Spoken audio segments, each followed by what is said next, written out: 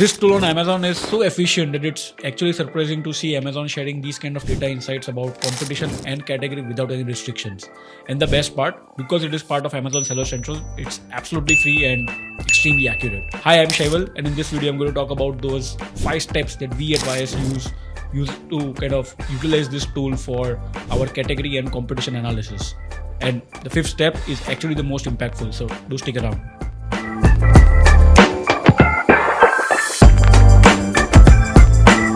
So I'm referring to the Product Opportunity Explorer, and you can access that by going into the growth section under Amazon Seller Central. So the first step is to add the name of the product that you're planning to sell, or say the one that you're already selling.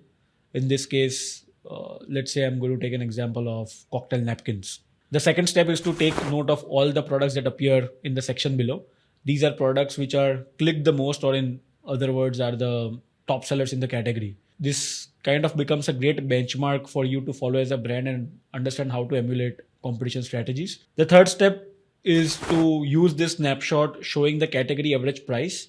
I feel it is extremely useful in positioning your product. So in this example, since the average price is say $13, it's something that you can utilize to benchmark your product against if you are positioned higher or lower. The fourth step is to head over to the search terms. It literally gives you top 20 search terms that are relevant to the product, along with top click products, keyword trends. And now again, this data is coming directly from Amazon, so you can trust it more than any other third-party tools. And the fifth step, which is kind of the most impactful.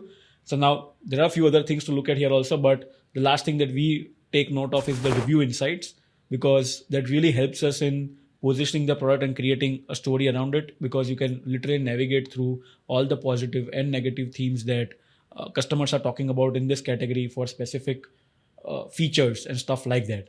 This is literally the only tool that you need in order to research competition and category, especially if you are someone who is trying to get better with sales for an existing product, or even for a new product launch that you're planning.